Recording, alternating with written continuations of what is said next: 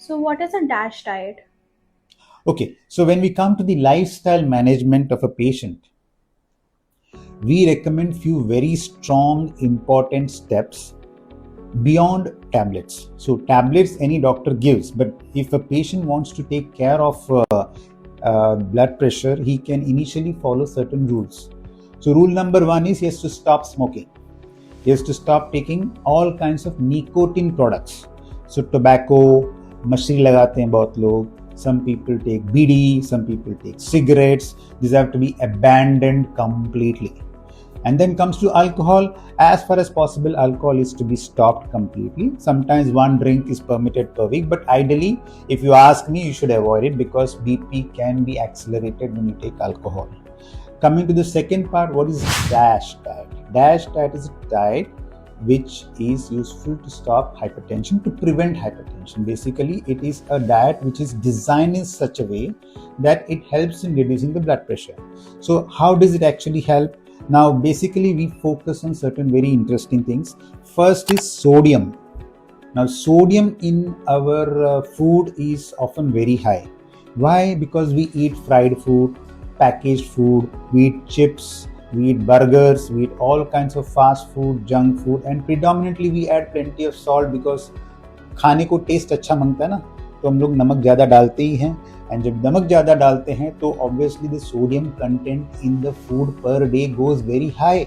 Indian scenarios it goes to 6,500 to 9,000 milligram per day, which is extremely high. So ideally we should bring it down to 2,300 milligram per day only. मतलब 1 tablespoon of salt per day should not cross that. The best situation would be when it is brought down further to 1,500 milligram per day. So खाने में हम लोग अल्डी जेवण बोलते हैं, less salt वाला खाना, which is very good. Then coming to the second part, the food quality. It should have less fat. Fried food, junk food should be completely removed. Protein content should be good, and we should include whole grains, nuts, and good amount of vegetables. Vegetable serving should be almost 4 to 5 per day. Fruit serving should be 4 to 5 per day. The fruits which are rich in potassium, like for example, guava, or for that matter, even the bananas, coconut waters, they all are rich in potassium. These servings actually reduce the sodium content and increase the potassium content, which effectively helps in reducing the blood pressure. Beyond that, most important step is we should go for regular exercise. A minimum 150 minutes of a good exercise per week is highly recommended. And above and that, we should also look into the issues of stress management, yoga, and deep breathing exercises. They all help in reducing the stress. We also encourage a very good 7 to 8 hours of sleep per day. It should be a quality sleep. People are nowadays addicted to a lot of screen time, WhatsApp at nights, and we stay awake for late nights. We cross 10, 11, 12, 1 a.m. We are still not sleeping because we are stuck up with some social media. Unfortunately, it contributes to the reduction in the sleep hours, and that effectively contributes to the elevation of blood pressure. So we should be careful in our own lifestyles. If we take care of these things in due course of time, it helps in reducing the blood pressure almost by 10 millimeters to 15 millimeters as per the trial report. Okay, so doctor, there are also n number of myths about hypertension and BP. So I would like to question you about some, and I want to know your answer to that. So I have no symptoms, so should I not have BP? As I said in the beginning, hypertension is predominantly a silent disease. See, it's a disease which is serious, and plus it is a disease which is silent. So double whammy. मतलब अपने को पता है कि बीमारी बहुत dangerous है, और अपने को ये भी पता है कि वो साइलेंट है, पेशेंट को सिम्टम्स आता ही नहीं है, और जब आती है तो कहानी खत्म हो जाती है. So we have to see that our BPs are recorded in time, every 6 months or 1 year, or whenever you are in any kind of distress, you should get your BP recorded. It is very, very useful.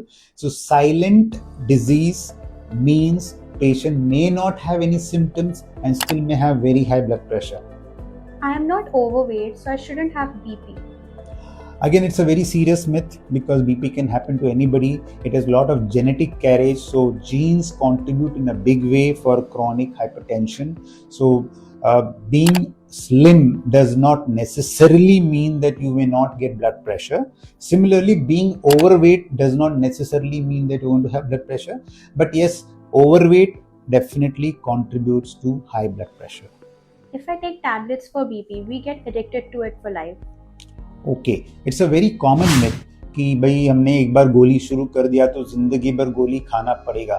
So fundamentally why are we taking tablets? We are taking tablets because the BP is on the higher side. अब BP को जब हम पता लगाते हैं और दवा लिखते हैं तो गोली जब पेट में जाता है वो अपना काम करता है 12 आवर्स और 16 आवर्स के बाद वो एक्सक्रीट होकर निकल जाता है.